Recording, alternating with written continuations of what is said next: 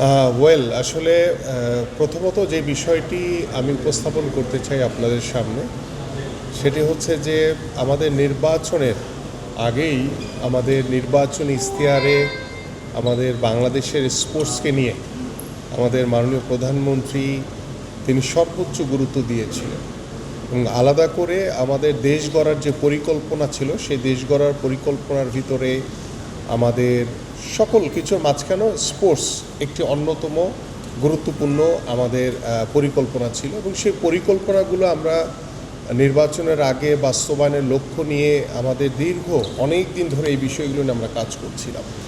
আলহামদুলিল্লাহ আমরা 12ই ফেব্রুয়ারি নির্বাচনের পরে আমাদের প্রত্যেকটি সাবজেক্ট ওয়াইজ আমাদের মাননীয় প্রধানমন্ত্রী ইতিমধ্যে সকল কিছুই টাচ করেছেন, তিনি উদ্বোধন করেছেন এবং কার্যক্রম চলমান রয়েছে।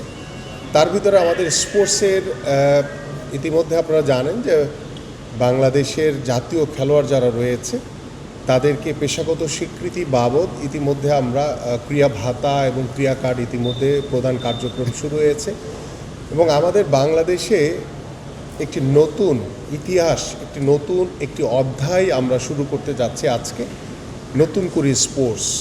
এবং সেই নতুন করে স্পোর্টস আমি বিশ্বাস করি বাংলাদেশের একদম রুট লেভেলে তৃণমূলে যারা পাড়াগায়ে বেড়ে উঠেছে তাদের অনেক প্রতিভা রয়েছে, যাদেরকে আমরা কখনোই হয়তোবা কমিউনিকেশন বিভিন্ন ইস্যুর কারণে হয়তোবা আমরা সেই মানুষগুলোকে আমরা আসলে দৃশ্যমান দেখতে পাইনি।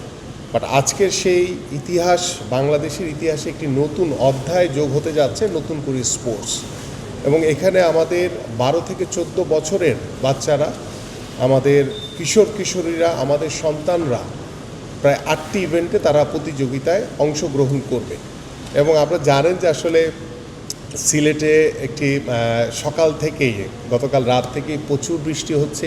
ইতিমধ্যে আমাদের মাননীয় প্রধানমন্ত্রী সিলেটে ল্যান্ড করে এবং তার যে কর্মসূচি রয়েছে সেই খাল খনন কর্মসূচিতে তিনি অংশগ্রহণ করেছেন এবং আলহামদুলিল্লাহ আশা করছি যে বিকেল 3টায় আমাদের সিলেট জেলা স্টেডিয়ামে নতুন করে স্পোর্টস উদ্বোধনের জন্য তিনি সশরীরে উপস্থিত হবেন এবং আমাদের এই সিলেট সহ সারা বাংলাদেশের 64টি জেলায় একসাথে ডিজিটালি আমাদের মাননীয় প্রধানমন্ত্রী তিনি নতুন করে স্পোর্টস উদ্বোধন করবেন ইনশাআল্লাহ। যখনই জাতীয় নির্বাচন আসে দেখা গেছে বিএনপি সিলেট থেকেই কার্যক্রমটা শুরু করে। নতুন করে স্পোর্টসটাই আমাদের জাতীয় প্রেক্ষাপটে নতুন একটা কনসেপ্ট, সেটাও সিলেট থেকে শুরু করবে। এটার সাথে কি আসলে অন্য কোনো সফটওয়্যার কাজ করে সিলেট থেকে শুরু করা যায়? বাস্তবতাটা হচ্ছে সেটা আমি একটু বলি। আমি চেয়েছিলাম ঢাকা থেকে করার জন্য। আমি মাননীয় প্রধানমন্ত্রীকে যখন বললাম যে আমরা কি ঢাকা থেকে শুরু করব কি না, বলো যে না, আমাকে ঢাকায় রাখো না, আমাকে ঢাকার বাইরে নিয়ে যাও, আমরা ঢাকার বাইরে যেতে চাই। কারণ সবসময় ঢাকা থেকে সব কিছু শুরু করা হয়, বাট আমি চাই যে খেলাধুলাটা ঢাকার বাইরে থেকে শুরু হোক। তারই পরিকল্পনা অনুযায়ী কিন্তু আমরা সিলেট থেকে শুরু করছি এবং সেই সিলেট থেকে শুরু করে আমরা আশা করছি যে ইনশাল্লাহ যদিও অনেক প্রবল বর্ষণ বৃষ্টি, তার ভিতরেও আমরা আনুষ্ঠানিকভাবে উদ্বোধনটা সুন্দরভাবে করতে চাই এবং আমি আশা করি যে মাঠ, গ্যালারি, আমাদের স্টেজ, আমাদের সাংবাদিক, আমাদের মিডিয়ার ভাইরা সবাই আমরা রেডি আছি। এখন অপেক্ষায় রয়েছি যে বিকাল 3টায় ইনশাল্লাহ আনুষ্ঠানিকভাবে আমাদের নতুন করে স্পোর্টস আমাদের মাননীয় প্রধানমন্ত্রী ইনশাল্লাহ উদ্বোধন করবেন। ভাই, একটা জিনিস জানতে চাচ্ছি, সেটা হচ্ছে এই বাছাই প্রক্রিয়াটা কিন্তু খুব গুরুত্বপূর্ণ। সারা বাংলাদেশের মানুষের বেস্ট প্লেয়ারদের তুলে আনা, সেই প্রক্রিয়াটা কীভাবে স্বচ্ছ করার জন্য। নাম্বার 2 হচ্ছে গিয়ে এর সুফল কবে নাগাদ বাংলাদেশ পাওয়া শুরু করবে? আপনার টার্ম থেকে এটা হয়তো শেষের দিকে বাংলাদেশ সেটা সুফল পেতে থাকবে কি না? ডেফিনেটলি আসলে আমরা যেহেতু একটি কাজ একদম শূন্য থেকে শুরু করছি, সেই জায়গা থেকে আমরা এটা সুফল পেতে ডেফিনেটলি 1 বছর, 2 বছর, 3 বছর কিংবা 5 বছর পরে গিয়ে কিন্তু এটার একদম দৃশ্যমান সুফল আমরা সবাই দেখতে পাবো ইনশাআল্লাহ।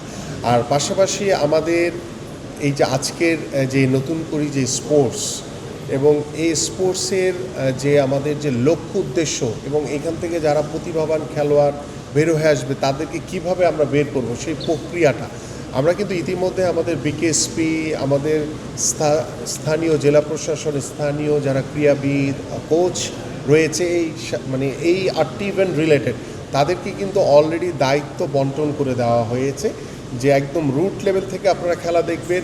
অনেক খেলোয়াড় রয়েছে হয়তো বা সে ওই টোটাল টিমের ভিতর সে একাই ভালো খেলছে, হয়তো তার টিম কোয়ালিফাইড করতে পারেনি, বাট তাকে কিন্তু আমরা ফেলে রাখছি না, আমরা কিন্তু ওই একজনকে আমরা তুলে নিয়ে আসবো। সো এইভাবে কিন্তু আমরা আমাদের কর্মপরিকল্পনাটি সাজিয়েছি। আশা করি ইনশাল্লাহ আমরা যেহেতু শুরু করছি, প্রথম এই সেশন হয়তো বা আমাদের কিছু ভুল ত্রুটি থাকতে পারে, বাট সব কিছু মিলিয়ে আমরা সর্বোপরি আগামী সেশন থেকে যাতে একদম পরিপূর্ণভাবে প্রত্যেকটি কার্যক্রম সুন্দরভাবে করতে পারি, সেই সহযোগিতাটুকু আপনাদের কাছে চাই।